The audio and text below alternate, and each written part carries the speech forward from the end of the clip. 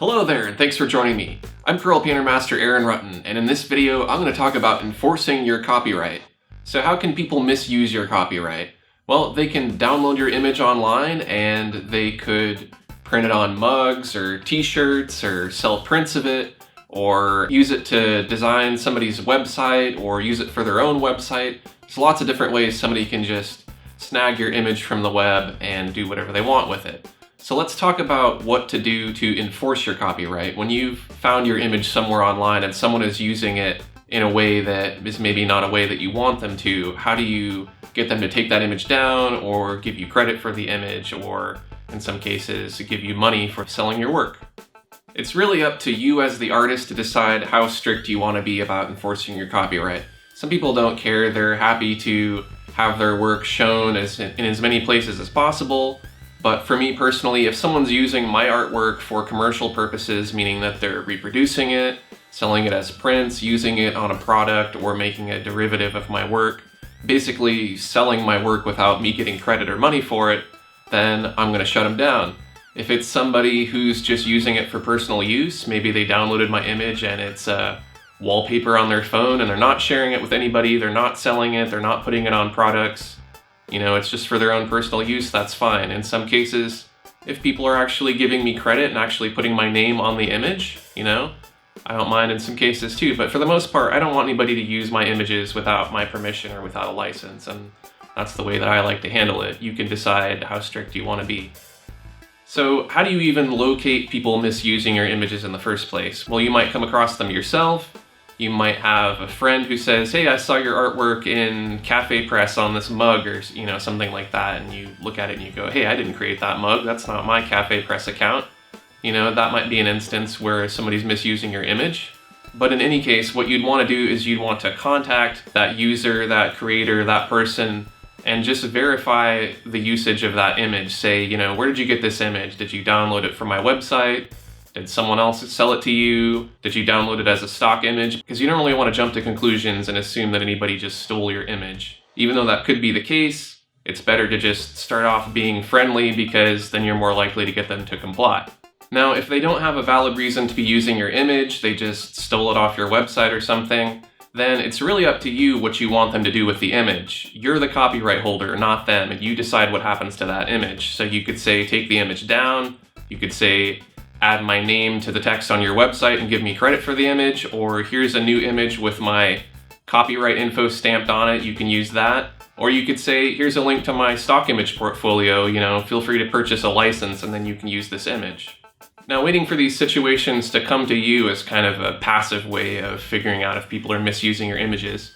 If you want a more active way, you can actually do a Google image search, and you can upload your image, something that you think people might be misusing. Maybe concentrate it to your most popular images. You don't need to do every single image in your portfolio. And you can see anywhere on the internet that Google has indexed where your image is being used. And some of these might be legitimate places, like places that you've added the image to, or stock websites, or websites that you've licensed your image or given the website permission to use your image. But even for just one image, it takes a lot of time to search and go through all these links. And if there is a problem, you have to email each of these people or fill out their contact forms, and it really takes a lot of time. And I guess you really have to decide, is it worth your time to go through all of your images and enforce your copyright? You're not necessarily going to make money from doing that. You could do more effective things with your time to make money, but it is a way of keeping other people from making money off of your work. So again, it depends on how strict and how picky you want to be. But you would be surprised if you put in some of your top images and you see that people are selling clocks on Amazon, or selling shirts with your artwork, or selling prints of your artwork. That doesn't really seem fair. You're not even getting credit for that, and you're not getting a cut of the money even though you designed the artwork. So, again, if it's up to me, I want to stop that, but you definitely are able to make the call there. Personally, I would recommend just focus your efforts on the top tier of search results. You don't need to go through every single instance of your work being used, because honestly, if it's that hard to find, they're probably not making that much money off of your work.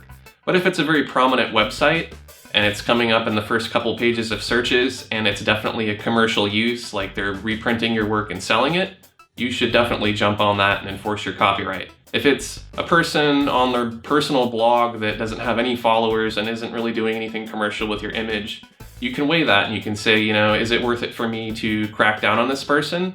Maybe you could just be polite and say, hey, add my name as a credit, and they'd probably be more than happy to do that. So just kind of keep that in mind. You have a few different options. You don't necessarily need to shut everything down, because some of these places are giving you exposure, as long as your name is attached to that image. So I'll go into more detail about how to search for images and how to interact with people when you think your image might be being misused. But just to kind of give you an idea of the process, basically you're going to contact the person or the website and just say, hey, I noticed you're using this image. Where did you get the image? Do you have a license to use the image, etc.? Don't be rude and don't accuse them of anything. Just ask them to send you some proof of where they got the license or permission to use the image. It's as easy as that. And most people will comply, but worst case scenario, the person will just ignore you, and if it's a personal website, there's not a whole lot you can really do to get that image taken down. If they're using it commercially and it's through a third-party website like Zazzle or Cafe Press or something like that, then they have terms of service and you can contact that website and you can get that product taken down. And if they received any money from that product, chances are that money is going to get refunded to you as the artist. So how does artwork even get stolen in the first place? Well, believe it or not, anything that you put online can get stolen. People can just click on it, download it, and it goes to their computer. If you don't have it available for download, people can do a screen capture of the screen and take your image that way. If you're selling your work on stock image websites, like I do, then there's a good chance that those images are going to come up in a Google image search as some of the top results. And even though they'll have watermarks on them, people can still capture that image and remove that watermark. Unless you have the watermark across the whole entire image, which ruins the quality of the image, it's really not that difficult to do. You can embed metadata in your image, but again, if somebody does a screen capture, that metadata ceases to exist. And you'd be surprised that a lot of people will just download a watermarked image and use it anyways on their website. If you want to learn more about watermarking and copywriting and protecting your artwork, I have a whole video on that you can check out right here. But really the best thing you can do is don't worry about watermarking, just don't put up high-resolution versions of your image online. So don't put up the big full-size copy, because then if people only have a teeny tiny copy to look at, that's fine for you to be able to share your work and for people to be able to see what it looks like, but it's not so big that somebody could actually use it for a shirt or for a design or for a print and actually make any money, because the quality would be too low. So now let's go more in depth into how to search for an image. So I'm going to go to Google Image Search, and I'm going to choose Upload Image, and I'm going to pick this solar system image, which is a stock photo. It's one of my most highest selling stock photos, and people view it a lot. So there's a good chance that out of all those people that are purchasing it and viewing it, that some of those people might just download the watermarked version, or even download the file but not buy an extended license and then mass produce it. So I plugged in my solar system image and I've got a lot of results. Some of these might be from stock image websites just referencing the file, and some of these might be people who are legitimately using the image that have paid for it and have a license, or some of them could be people who are misusing the image and don't actually have a license or permission to use it. So what I'm going to do is, since there's so many examples here, I'm just going to copy and paste each of these links after I look at them, and I'm going to make a list. That way I have it kind of cataloged and I don't have to try to remember each website. Hopefully you don't have this many examples for your artwork, but for something that's really popular, that's kind of the consequence, is people are going to want to try to take it.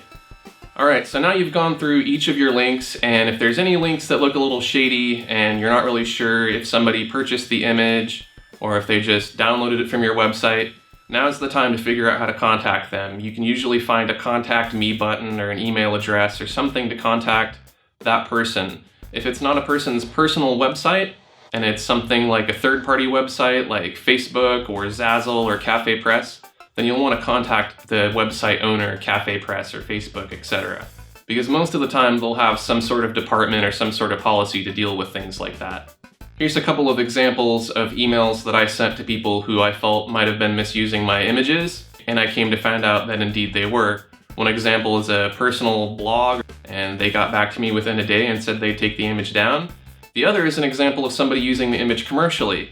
This is a website that makes signs and prints, and they have my artwork that they downloaded from a stock image website, but they didn't purchase an extended license, meaning that they had some kind of monthly plan, let's say download 50 images a month for $19 a month or whatever. And they did that. They downloaded a bunch of people's images and then they're reselling them as canvas prints, which is against the terms of service for this particular agency and most agencies in general.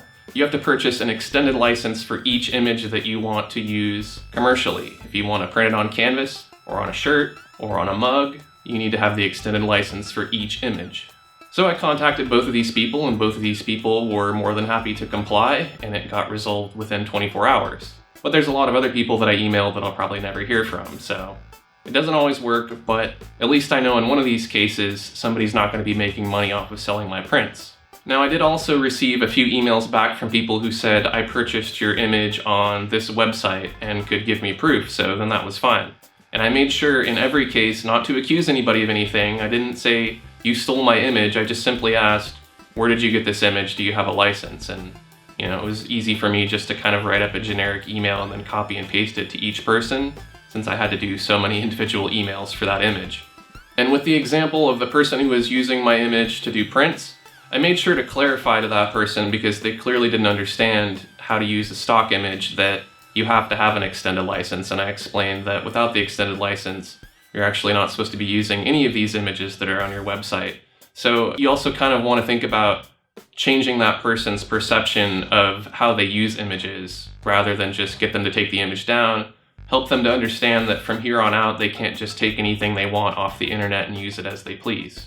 Now, if the image is stamped with a logo from a stock image agency, then chances are you can kind of group all those together, because like I said earlier, people will download the watermarked version anyways and use it on their website. So you would want to collect all of those links together and then send them to that stock agency and say, look, these people are using sample images that they downloaded from your website without purchasing a license, and most stock image agencies have a department that deals with enforcing that. So in a way, you get a little bit of extra protection by uploading your work to stock image agencies. That's one of the benefits besides making some money off of your work. And then the last point that I want to make is, even if you resolve one of these issues on your own, but you're looking at the person's website and they have lots of images by other artists, make sure that you report that person, especially if those images are stock images, because chances are, like the person I dealt with earlier, their perception is that they can download this monthly subscription and download as many images as they want and use them however they want, but it really doesn't work that way. They're supposed to get an extended license for each image if they're going to reproduce them or use them commercially. And I made sure to do that with this person. I emailed the stock image agency and said, look, I resolved this with this particular person, but the chances are they're using images by other people, and just made sure to let them know. That way, if that person was using images by other artists from that agency, those artists can get notified too. So we all gotta look out for each other here. So anyways, I hope you found this information helpful. If you did, take a quick second to like this video, and if you're new to my channel, make sure to subscribe to get updates when I release new videos. Thanks for watching, and I'll see you next time.